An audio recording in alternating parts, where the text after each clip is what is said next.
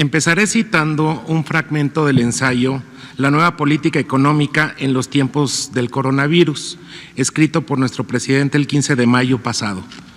Empiezo. Desde diciembre de 2018, el Gobierno federal impulsa una nueva vía hacia el desarrollo para el bienestar. Una vía en la que la participación de la sociedad resulta indispensable y que puede definirse así. Queremos construir la modernidad desde abajo, entre todos y sin excluir a nadie. La referencia a ese abajo social implica el protagonismo histórico que se han ganado los siempre desposeídos, oprimidos, despojados y discriminados. Aquellos que han sido tradicionalmente atropellados por los grandes intereses económicos, ignorados por los medios de información convencional y privados del ejercicio de sus derechos por el poder político. Termina la cita. Con esto podríamos resumir parte de la estrategia de gobierno y particularmente el de la implementación de las tecnologías de la información y la comunicación como desarrollo del bienestar y la inclusión social y financiera. La estrategia digital nacional cumplirá a cabalidad los lineamientos de esta nueva forma de gobernar, priorizando a las comunidades más pobres y olvidadas. Este proyecto de conectar a todo el país con Internet ha sido una historia muy larga, pero ha sido recorrida en un tiempo muy corto. Les cuento que para cumplir con esta tarea, desde el periodo de transición buscamos, encabezados por el presidente de México, alternativas viables para poderla llevar a cabo. Entonces, después de 8 meses de buscar alternativas, de hablar con empresas nacionales, internacionales, inclusive de promover una convocatoria mediante una licitación pública, buscando qué consorcio o qué consorcios de empresas podían pues entrar a este proyecto, encontramos que no había mucha respuesta. Entonces llegamos a la conclusión de crear una empresa de telecomunicaciones del Estado que pudiera cubrir las zonas que no generan interés comercial a ninguna otra empresa privada. El gobierno tiene la responsabilidad de cubrir las zonas que no son hasta cierto punto zonas que generen interés a las empresas particulares. El gobierno tiene la necesidad, la responsabilidad de hacerlo y con un servicio de alta calidad. En México ocurre el siguiente fenómeno: el 70% de la población vive en el 20% del territorio. Ese 20% del territorio, por lo regular, son ya zonas urbanas que han sido cubiertas ya con diversas empresas privadas. Pero ¿qué pasa? El 80% del territorio, donde vive el 30% de la población, que aproximadamente son podrían ser 36 millones de mexicanos, no tienen conectividad. Bueno, pues en el gobierno ya existía un proyecto llamado Red Compartida que tenía que pretendía cubrir esa población, pero resulta que el plan era cubrirla en el último hito, que significaba cubrir las zonas rurales hasta el 2024. Entonces nosotros vimos esa oportunidad, hablamos con todos los involucrados en el proyecto y convenimos que el último hito, que era el hito de las comunidades más alejadas, se cambiara a ahora. Entonces eso significa que ya se están cubriendo y se están empezando a cubrir ya comunidades pobres y alejadas en estos momentos mediante la red compartida, que es una APP, que es una asociación pública privada, en la que intervienen Altán como empresa privada y Promtel de la Secretaría de Comunicaciones y Transportes como ente público. Es importante que se tenga claro que red compartida es un servicio mayorista. Red compartida no puede vender conectividad ni ningún servicio a las personas directamente, necesita un intermediario, una empresa minorista para poder llegar a las personas. Haber podido cambiar el último hito ahora nos ha dado un efecto bastante benéfico en las pymes de telecomunicaciones, porque ya existe red y las pymes ya pueden vender telecomunicaciones a la población. ¿Qué sucedía antes? Pues las empresas grandes no llegaban hasta allá, pero ahora que red compartida está llegando a esas zonas, ya existen pequeñas empresas de telecomunicaciones que pueden hacer un negocio fructífero regional. Bueno, entonces, como les decía, llegamos a la conclusión de hacer una empresa paraestatal que vendiera servicios en las comunidades que no le significan beneficios económicos a todas las empresas, y de ahí es que se creó CFE Telecomunicaciones e Internet para Todos. CFE Telecomunicaciones e Internet para Todos se ocupará de brindar conectividad y servicios de Internet gratuitos en puntos públicos, y también podrá comercializar servicios y planes móviles sin fines de lucro en determinadas regiones. Otra cosa que tiene que tiene como objetivo CFE Telecomunicaciones e Internet para Todos es desplegar una red de fibra óptica que, dentro de algunas cosas que va a conectar, son dependencias del gobierno federal, dependencias locales, y eso va a generar un ahorro enorme, dado que el gobierno va a poder conectar en una red privada todas estas dependencias. La tarea de conectar México es un reto enorme que ha ido avanzando y avanza muy bien a pesar de todas las dificultades y obstáculos que se han ido sorteando. Pues como ha dicho el presidente muchas veces, el gobierno no estaba preparado para servir a la gente, no estaba acostumbrado a brindar servicios de calidad. Ahora, poco a poco, lo estamos reconvirtiendo para que cumpla el fin por el que debe existir. Entonces, a continuación, le daremos la palabra al ingeniero Raimundo Ortiz, que nos hablará del proyecto prioritario Internet para Todos. No sé si ya contaste todo, y ya no sé qué voy a decir. ¿Podemos poner la primera de las láminas? Es solo para que quede claro que dice la Constitución Política de los Estados Unidos Mexicanos que es una obligación del Estado el proporcionar la comunicación en realidad por Internet en banda ancha y en buenas condiciones.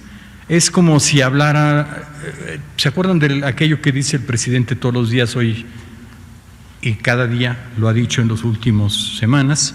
Eso dice la Constitución de Salud, ¿verdad? Ajá, igual. O sea, no se cumple de ninguna manera, es solamente un postulado de la Constitución.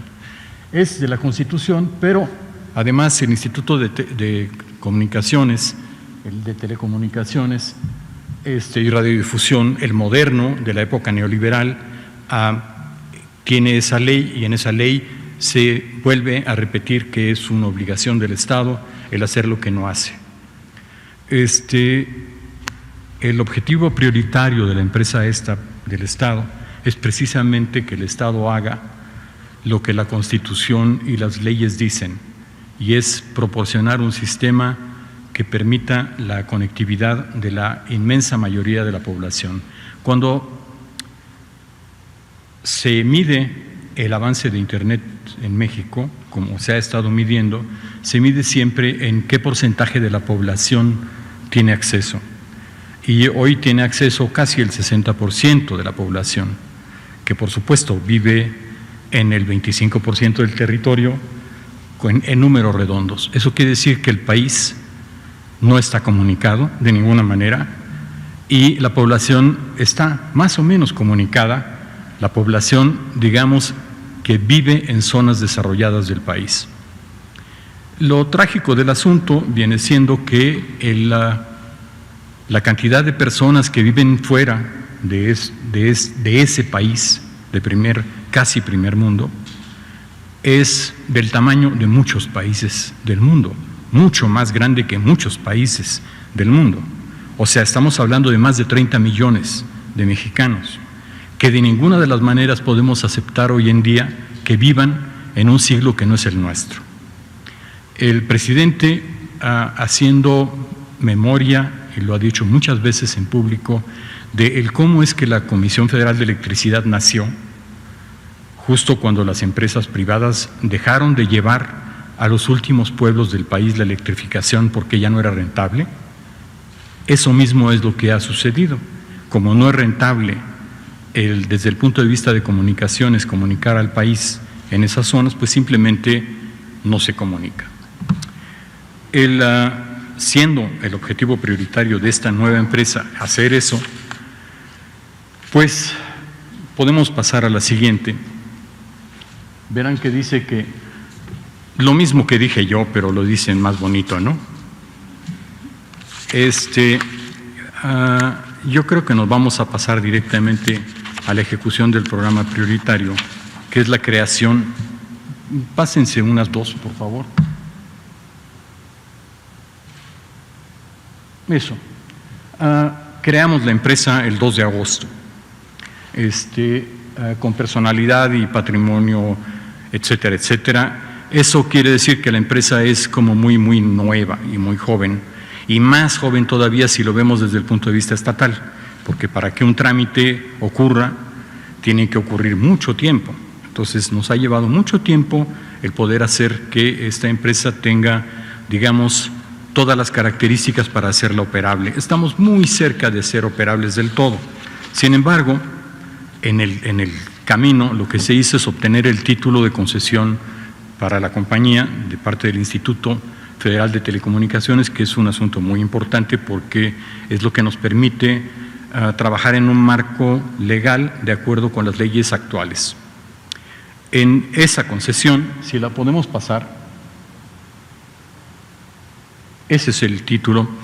Nosotros lo que podemos hacer es conectar lo que sea en los lugares donde no hay nadie. Dicho sea en palabras llanas, porque obviamente todo eso tiene un lenguaje críptico de esos especitos, ¿no? Podemos conectar los sitios públicos.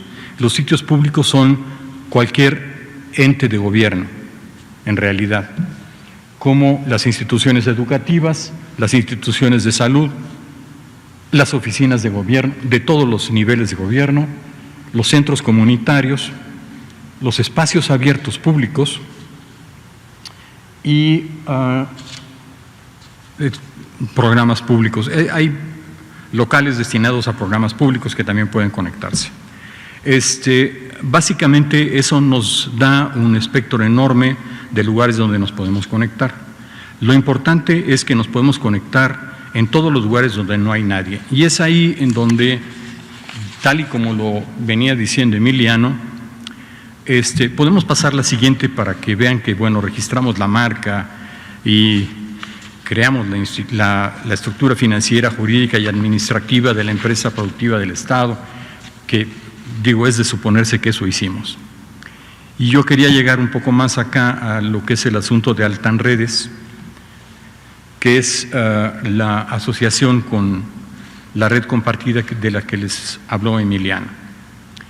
Aquí lo importante es que la red compartida fue un invento de la nueva ley de telecomunicaciones que específicamente dio una única concesión a una banda particularmente buena del espectro radioeléctrico, que es la de 700.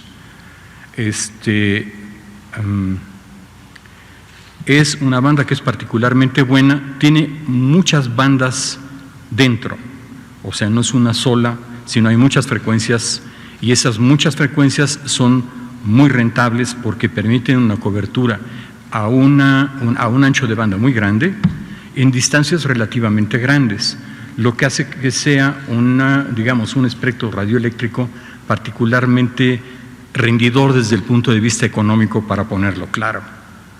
Entonces, es esa concesión la que tiene Altán, y Altán hizo un programa de cobertura nacional bastante ambicioso, bastante largo en el tiempo, y ese es el que a partir de nuestras primeras comunicaciones con ellos quedó claro que para nosotros tenía que modificarse si querían ser útiles desde el punto de vista de ayudarnos a crear una sinergia capaz de acelerar el tiempo de conexión en las zonas que específicamente no hay ninguna posibilidad de hacerlo.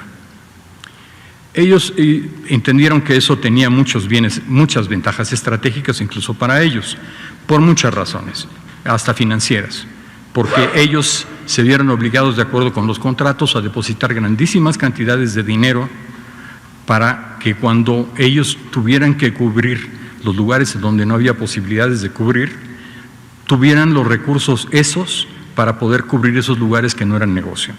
O sea, estaba razonablemente bien inventado el asunto. Claro, estaba bien inventado si uno no tenía ninguna prisa para conectar nada. Entonces, desde nuestro punto de vista, eso era indispensable hacerlo, y entonces lo que hicimos fue, junto con ellos, a hacer un plan en el cual adelantamos los últimos 2 hitos, o sea, los planes de cobertura de los lugares más lejanos, no más lejanos, para ser más precisos, no son solo más lejanos, sino son menores. Es decir, son poblaciones probablemente del rango de menos de 250 habitantes, muchísimas de ellas, que es específicamente lo que es muy importante, desde el punto de vista de comunicación y de inclusión social, porque es los lugares en donde la inclusión social es indispensable, realmente es en las comunidades más pequeñas, o sea, esas. Entonces hicimos esa. Si ponemos la siguiente, verán aquí cómo es la cobertura, cómo va creciendo con los años y cómo es que eso se cambió de esa manera, digamos. Eso es más fácil explicarlo que leerlo en las gráficas, así que por eso más bien lo comenté de la otra manera. Si pasamos a la siguiente, lo vamos a ver en mapas. Eso es lo que hay completado ahora, eso es lo que habrá completado en enero del 22 en medio, y eso es para el enero del 24. Como ven, prácticamente el país se va cubriendo del todo. Lo que es importante señalar en esos mapas es los agujeros. Los agujeros.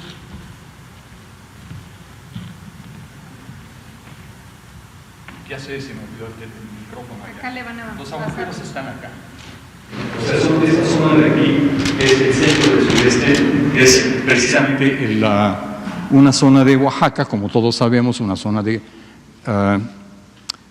Chiapas y un pedazo de Tabasco, un pedacito de Veracruz, zonas que son en general las zonas montañosas por una parte, poco densamente pobladas, aunque son enormemente pobladas, o sea, hay muchísimos poblados chicos.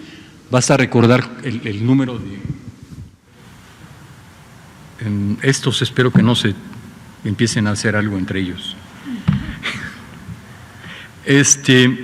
Basta con recordar que Oaxaca tiene más de 500 o cerca de 500 municipios, ¿no? Para darnos una idea de que es justamente son territorios que tienen poblaciones pequeñas, aisladas geográficamente por básicamente la estructura del territorio mismo.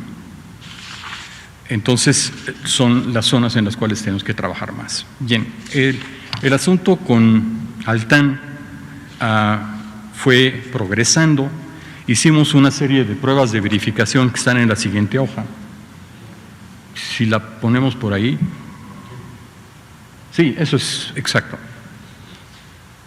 Como verán aquí, lo que hicimos fue poner conexión en centros integradores, unidades médicas rurales, centros de salud y unas cuantas escuelas. Eso era básicamente para medir qué tan bien funciona el sistema, qué tan fáciles de desplegar en el territorio, y eso dio unos resultados razonables bastante buenos, bastante buenos. En el siguiente hay un mapa de dónde se hicieron las pruebas esas de verificación, que enseña que están, bueno, distribuidos más o menos en una zona muy amplia del territorio, que es solamente un sistema de probar. En paralelo a las acciones que se hacen con Altán, obviamente, nosotros tenemos que desplegar un sistema muy importante de fibra óptica que permita la comunicación realmente de una forma moderna en extensísimas zonas del territorio. Esa era la idea de estar justamente en CFE. CFE tiene la red de fibra óptica, una red de fibra óptica enorme en el país, no la más grande desde el punto de vista de kilómetros, pero sin duda la más grande desde el punto de vista de anchos de banda posibles, y tiene además, de paso, todos los derechos de vía que le dan los sistemas de transmisión eléctrica. Eso quiere decir que tiene unas posibilidades de cobertura del territorio tan grandes desde el punto de vista de la fibra y las comunicaciones como los que tiene desde el punto de vista de la proporción no sé cómo decirlo, pero de mandar la corriente eléctrica hasta el último rincón. Eso debe haber una manera más bien técnica y bonita de decirlo, pero no me acuerdo cómo es. En la siguiente, eso es. En eso de aquí estamos hablando del anillo cero. El anillo cero es algo que ya empezamos a construir, que ya está construido en parte, que es reforzar la red de fibra en la zona metropolitana, y tenemos que, al final vamos a haber podido conectar 19 secretarías, y eso quiere decir que podemos obtener no solo un sistema muy seguro, sino un sistema muy eficiente y probablemente de un costo mucho menor al costo con el que estamos trabajando ahora, que eso desde el punto de vista de los programas de austeridad es muy importante.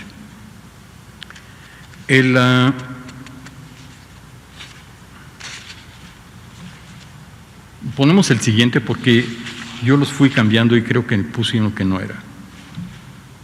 Bueno, ese es el sistema nacional de la red completa. Estamos hablando ahora primero del cero, que es la que está hasta abajo, que es una zona verdecita, no sé si lo ven, que esa lo que va a hacer es conectar, lo vamos a ver en la siguiente lámina, luego vamos a tener que regresar a esta, pero subimos una. 3.828 localidades, pero son 892 médicas rurales, luego son 3.314 centros integradores y la capacidad es de 4 terabits por segundo. Esa primer fase esperamos tenerla completada este año, si todo funciona bien. Luego de eso tenemos varias más. Yo creo que es que hay una lámina que me gustaría que vieran antes, porque después hay unas muy prolijas de cada una de las fases, cuántos son y cuántos hay aquí, cuántos hay, y yo creo que eso a nadie le gusta que se lo lea. Se las vamos a dar para que tengan los datos y los puedan manejar directamente, pero creo que es más cómodo a que si los leo y todas esas cosas. Yo no veo dónde está una cosa que hicimos ahora, que me parece que es muy importante explicarla, que es la conexión de todos los centros de alta especialidad médicos, que debería estar por aquí, ¿verdad? Atrás. Bueno, yo no tengo la hoja, pero ahí sí está. Una de las cosas que hicimos ahora por la emergencia, que fue muy importante, es precisamente esa. Es decir, están conectados los 18 hospitales de alta especialidad a través de las fibras y de un sistema independiente soportado directamente por el Estado. Entonces, eso solo quería comentarlo porque creo que es de las cosas que se han hecho en este tiempo que podría parecer no tan corto, pero que desde el punto de vista de despliegue de sistemas de comunicaciones sí lo ha sido. No les quiero decir cómo ha sido desde el punto de vista burocrático, porque desde ese punto de vista ha sido como una especie de carrera contra el tiempo, extraordinariamente complicada.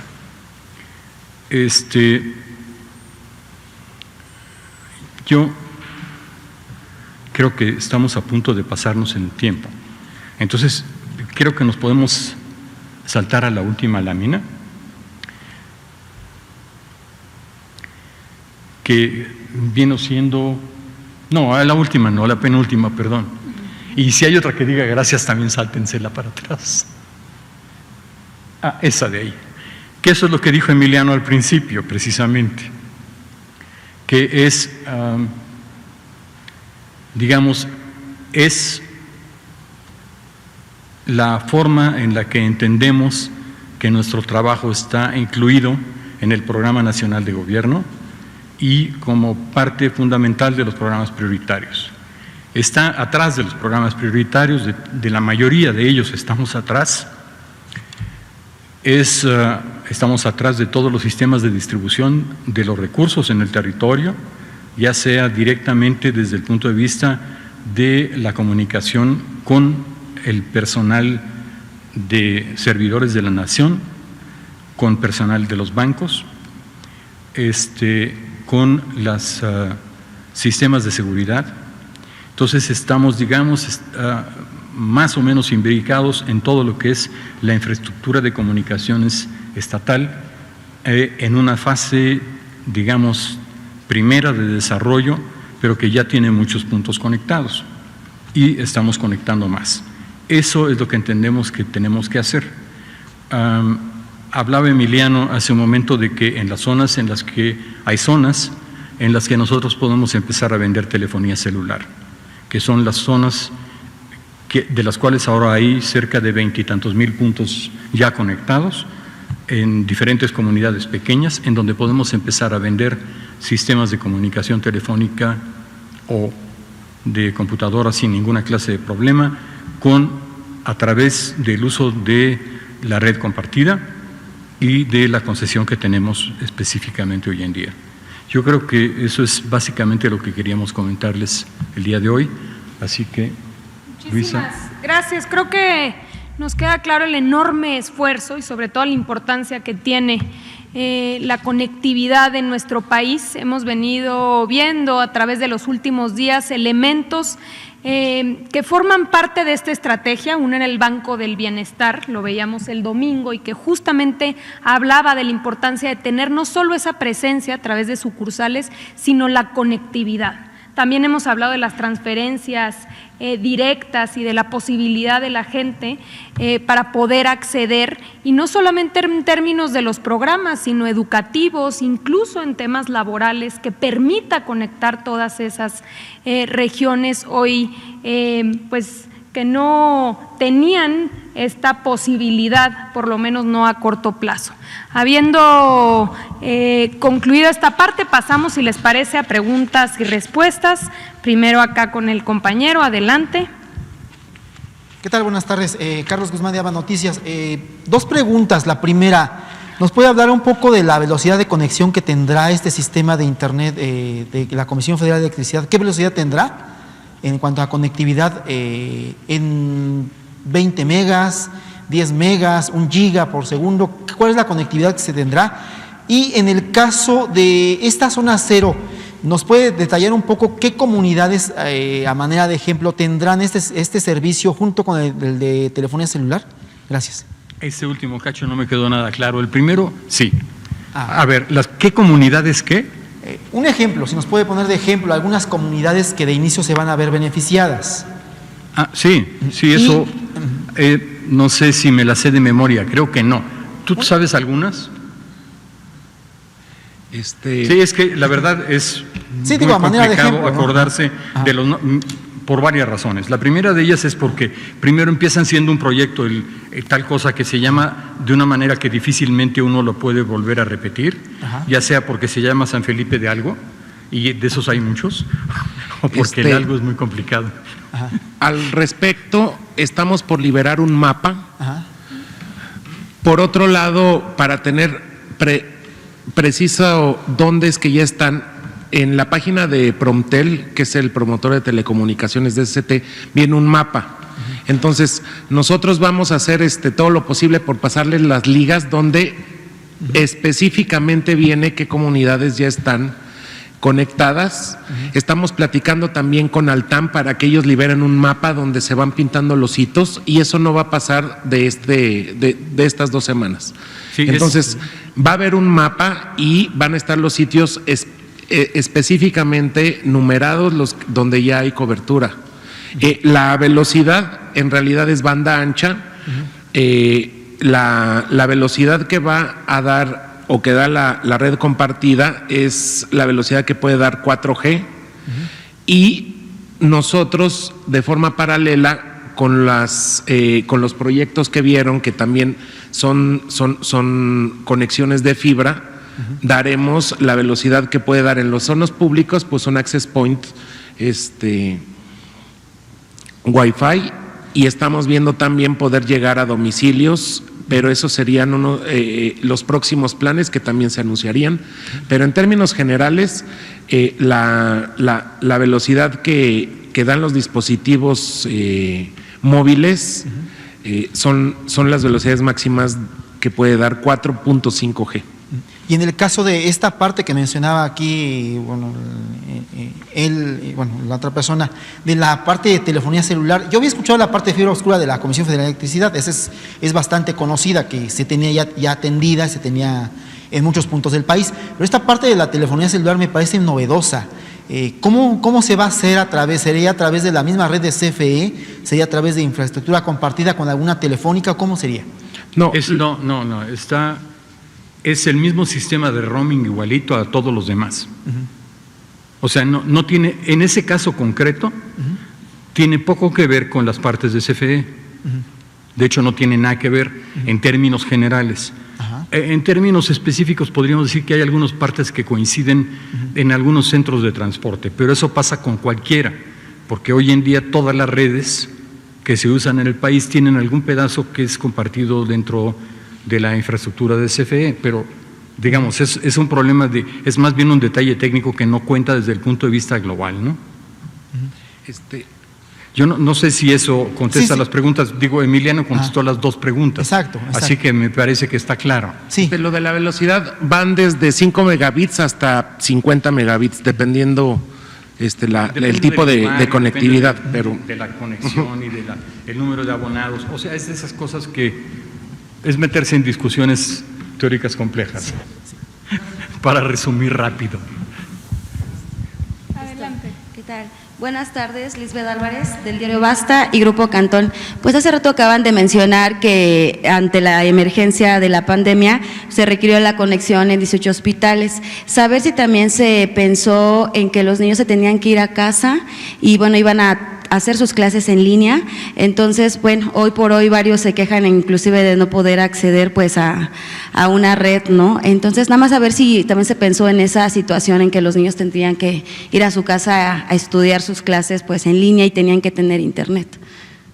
Gracias. El tema es que las proyecciones que tienen las telefónicas en general y las empresas de telecomunicaciones son para la vida normal.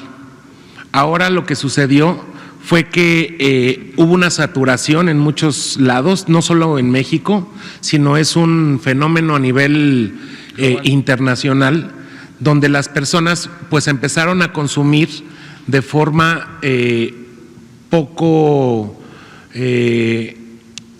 forma desigual conforme a los proyectos con los que se hacen las estrategias de conectividad de las empresas. Las empresas lo que hacen es un barrido de cuánto van a consumir en determinados lugares de forma habitual. Entonces, conforme a eso, compran aparatos, invierten en infraestructura y saben que, por ejemplo, en muchos lugares en el día no hay conectividad porque están en sus trabajos. Pero ahora, como sucedió la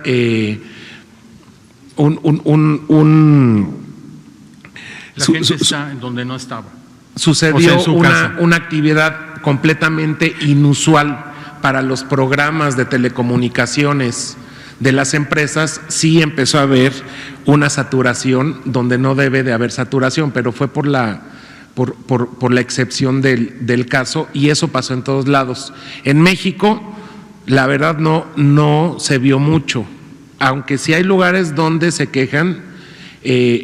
Cuando menos pudimos resistir o pudieron resistir las empresas de telecomunicaciones ese tráfico inusual que no está calculado en sus proyectos de telecomunicaciones. Hasta cierto punto no nos fue tan mal. Hay países de primer mundo que colapsaron completamente.